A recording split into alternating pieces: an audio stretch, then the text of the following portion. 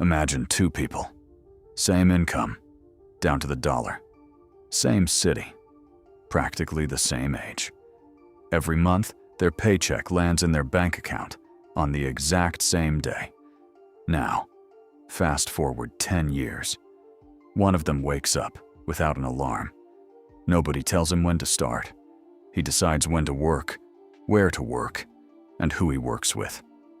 The other, he's still stuck in traffic every morning, still counting the days until payday. Like it's the only thing keeping him going. Same salary, same opportunities, but completely different lives. So what happened? Did one of them get lucky, win the lottery, inherit money that nobody knew about? No. The real difference was almost invisible. One of them spent his money buying things. The other spent his money buying time. And once that idea really sinks in, you'll never look at a price tag the same way again. Most people believe money exists to buy a better lifestyle, a bigger house, a newer phone, a nicer car, better clothes. And there's nothing wrong with enjoying what you earn. That's not the problem. The problem is a question. Almost nobody stops to ask, what did that purchase actually give you? Did it make your life easier? Did it buy you more freedom? Did it give you one more real hour with the people you love? Or did it simply make you feel good for a few days before quietly becoming just another thing you owned? Here's something we usually avoid thinking about because it's uncomfortable. Everything you buy costs more than money. It costs a piece of your life. Think about that for a moment. If something takes 5 hours of work to afford, you didn't just spend dollars. You spent 5 hours of your life. 5 hours. You'll never get back. Suddenly, that amazing deal doesn't look quite so amazing anymore. This is the first lesson wealthy people understand. They don't measure price in dollars. They measure it in life. And that single shift changes everything. Because once you start thinking that way, every purchase becomes a question. Not, can I afford this? But, is this worth a piece of my life? Let me tell you a story about a man named David. There was nothing extraordinary about him. He wasn't born into wealth. He didn't build a billion-dollar company. He wasn't a financial genius. He simply had an ordinary office job. And every weekday looked exactly the same. Wake up, fight through traffic, work 8, sometimes 10 hours, drive home, completely exhausted, eat dinner, go to sleep, then do it all again, day after day, year after year, until one evening, something happened. David had just come home after another long day at work. His young daughter walked into the living room, holding a drawing she'd made just for him. She smiled and said, "Dad, will you play with me?" David looked at the clock. It was late. He was exhausted. He wanted to say yes. He really did. But instead, he forced a smile, kissed her on the forehead, and quietly said, "Maybe tomorrow." Tomorrow became next week. Next week became next month. And somewhere along the way, his daughter stopped asking. That was the moment everything changed, because David realized something that most people never realize until it's too late. He wasn't running out of money. He was running out of time. And unlike money, time never comes back. You can't earn another weekend with your child. You can't invest to relive yesterday. And you can't buy back the moments you never lived. That night, David stopped asking the question everyone else asks, how can I make more money? Instead, he asked a completely different question. How can my money buy me back more time? That single question quietly changed the direction of his life. He stopped upgrading his car every few years. He kept driving the reliable one he already owned. He stopped buying things to impress people who barely noticed anyway. Instead, he invested the difference. Month after month, he bought low-cost index funds. He learned valuable skills. He started building assets instead of collecting possessions. At first, nothing seemed different. His life looked almost exactly the same. But slowly, something incredible started happening. His investments grew, his income grew, and eventually, he started buying back small pieces of his week. Someone else cleaned the house. Someone else handled the bookkeeping. Later, someone even edited the videos for the small business he had built on the side. None of those purchases made him look richer, but every single one made him live richer. He got back an extra hour, then another, and he didn't waste them.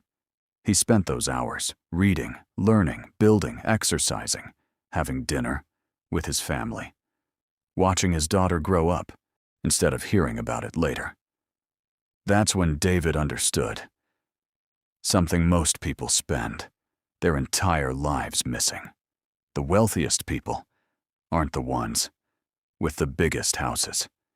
They're the ones who own their own time. And that is a completely different kind of wealth.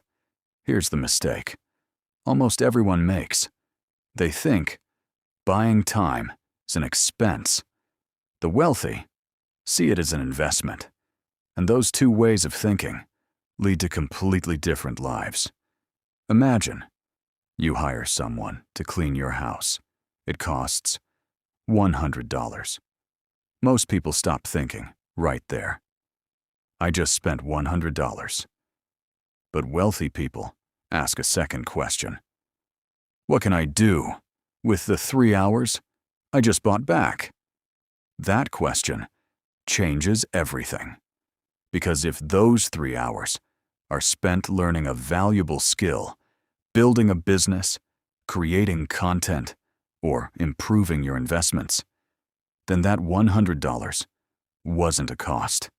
It was leverage. And leverage is one of the most powerful forces in building wealth. Here's why. Money compounds. Most people know that. But very few people realize that time compounds too. Learn one valuable skill today, and it can increase your income for years. Build one successful business, and it can create value long after you've stopped working. Read one life-changing book, and it can influence every decision you make for the rest of your life. That's the hidden power of buying time. It creates opportunities that money alone never could. This is why wealthy people become almost obsessive about protecting their calendar. They don't just budget their money. They budget their hours because they understand something most people overlook. Every time you say yes to something unimportant, you're quietly saying no to something that could change your future. Think about your own day. How many hours disappear scrolling through social media, watching videos you'll never remember, doing tasks that someone else could easily handle. Now imagine getting back just 1 extra hour every single day. It doesn't sound life-changing until you do the math.